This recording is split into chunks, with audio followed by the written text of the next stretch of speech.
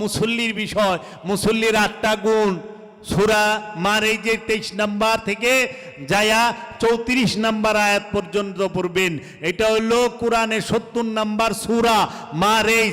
সূরা মারেজের 19 number আয়াত থেকে নিয়া 34 নাম্বার আয়াত পর্যন্ত পড়বেন। দেখবেন এইখানে মুসল্লির 8টা গুণ দেওয়া আছে। এইখানে বলা হয়েছে যারা মুসল্লি কি আল্লাযিনা হুম আলা সালাতিহিম দায়মুন, সূরা মারেজের 23 নম্বর আয়াত। তাহারাই মুসল্লি যারা সর্বক্ষণ দায়মি সালাতে থাকে, মানে রসুলের সাথে সংযোগ যোগাযোগ প্রতি মুহূর্তে হর হামেশা সর্বক্ষণ 24 ঘন্টা থাকে, তাহারাই মুসল্লি।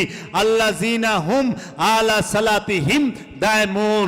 তারপরে দ্বিতীয়ত আল্লাহ বলছে মুসল্লি যারা তারা জানে তাদের প্রতি অন্যের হক সম্পর্কে তারা খুব ভালোভাবে অবগত থাকে। তারপরে মুসল্লি সে তার লজ্জাস্থানকে হেফাজত করে রাখে। মুসল্লি সে সব সময় সাক্ষ্যদানে অটল থাকে। মুসল্লি সব সময় আমানত রক্ষা করে। মুসল্লি সব সময় সে আমানত এবং ওয়াদা রক্ষা করে।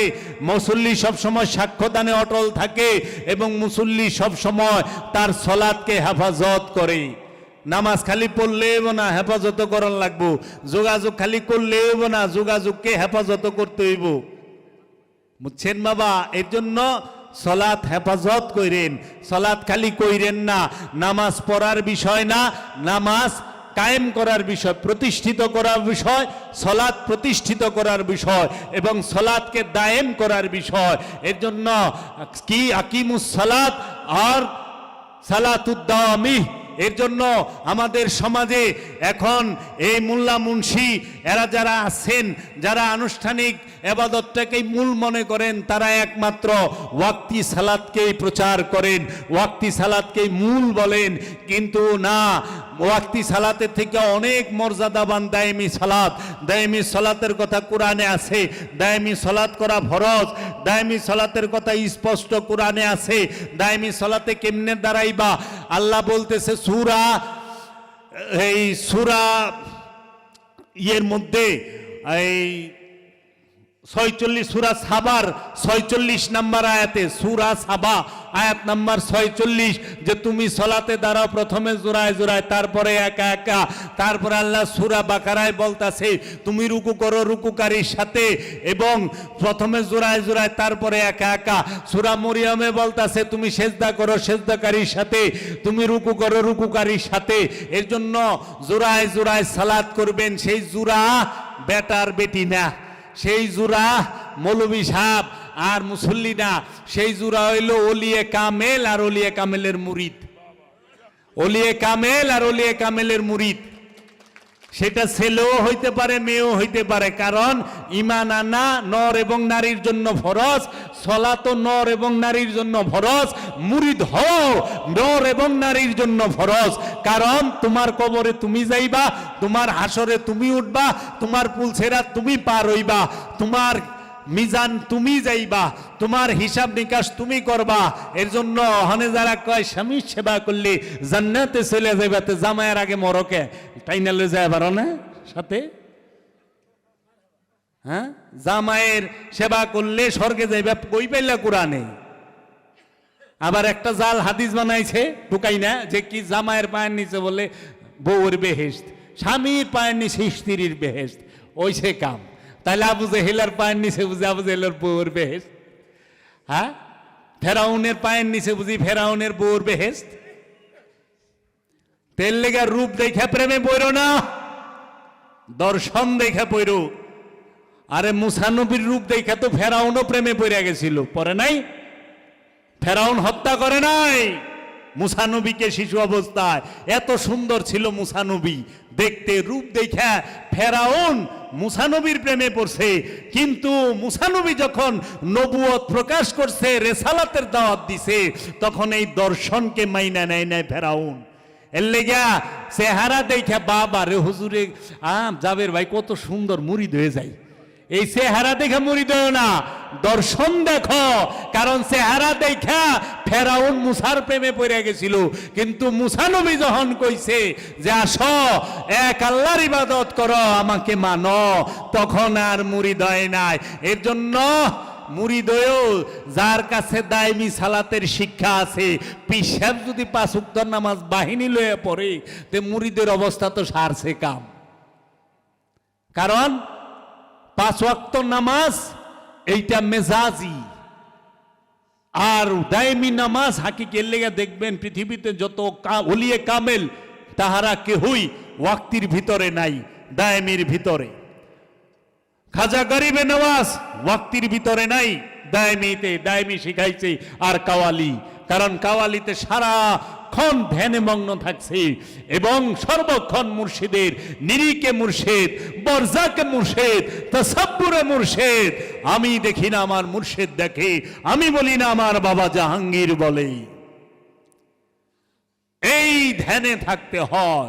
এর জন্য আসসালাতুদ দাওয়ামি আফজালুম মিনাস সালাতিল ওয়াক্তি, এই দায়মি সালাত হচ্ছে ওয়াক্তি সালাত হইতে অধিক মর্যাদাবান। ওয়াক্তি সালাত করে আপনি দেখেন সুন্দর একটাই বলতেছে কি কোরআন, ওয়াকিমুস সালাত, সালাত কায়েম করো। কায়েম করলে কি ভাব হবে?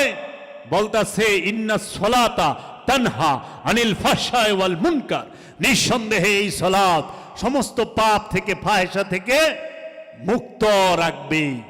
তাহলে আপনার উপরে অনুমতি কি? আপনার উপরে হুকুম কি? সালাত কায়েম করা। আর সালাতের ফিডব্যাক মানে সালাতের যে প্রতিদান, সেইটা কি? সালাত করলে কিসে থেকে আপনারা বিরত রাখবে? পাপ থেকে। এটা ওয়াদাবদ্ধ সালাত, আল্লাহ কোরআনে ওয়াদা করছে যে সালাতই তোমাকে পাপ থেকে সরায় রাখবো। সমগ্র নিশ্চয়ই কইছে, গ্যারান্টি, ইন্নাস সালাতা, নিশ্চয় এই সালাত তোমাকে সমস্ত পাপ থেকে বিরত রাখবে। তাহলে আপনার কর্ম, আপনার প্রেম, আপনার ইবাদত, আপনি তো করতেছেন সালাত, কিন্তু সালাতের যে প্রতিদান সেটা কি আপনি পাচ্ছেন? আমি তো দেখতেছি না, আপনি ওয়াক্তি পড়তেছেন আবার সুদও খাইতেছেন। আপনি দায়মিতে গেছেন, সাধু গেছেন, কিন্তু দেখি যে আপনি অপকর্মের সাথে লিপ্ত। তাহলে তো সালাত আপনার পাপ থেকে সরাইতেছে না। নামাজ পড়ে ঘুষের টাকা পকেটে লয়ে যায়, নামাজ পড়ে না মসজিদে, ডাকাত টাউনে, আবার মসজিদ থেকে আয়া ঘুষ খায় না, রাস্তায় খাড়ায়া খায় না, সুদের টাকা লইয়া মসজিদে ঢুকে না, আবার মসজিদের থেকে নামাজ পড়ে আয়া সুদ খায় না। তাইলে সালাত তারে তো সুদ থেকে ফিরাইতেছে না। 40 পড়তেছে, 40 বছর ধরে সুদও খাইতেছে, 40 বছর ধরে নামাজও পড়তেছে, 40 বছর ধরে ঘুষও খাইতেছে। লাস্টে কি কয়? বাবা আগে তো অনেক পাপ করছি, ঘুষ টুস খাইছি, এখন না খাই না। কি করেন? কয় না, এখন তো চাকরি নাই, যা করছি তওবা করছি আল্লাহর কাছে, আল্লাহ মাফ করে দিব, আল্লাহ তো রহমানুর রহিম, আল্লাহ মাফ করবো, এখন আর সুদ খাই না, এখন আল্লাহর ইবাদত বন্দিগির মধ্যে সময়টা কাটাইতেছ।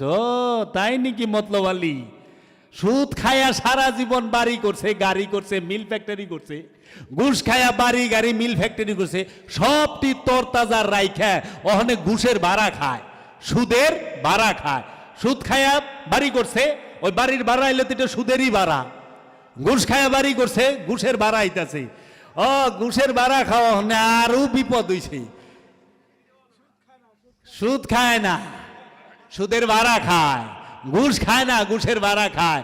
তে কইলাম মতলব আলী চাচা, আপনি এক কাজ করেন, এই সুদ ঘুষ খায়া যা কামাইছেন, অন্যের হক মেরা যা কামাইছেন, সব ফি সাবিলিল্লাহ দান কইরা নিঃস্ব হইয়া একটু আল্লাহরে ডাকেন তো, দেখেন তো কি মন লাগে।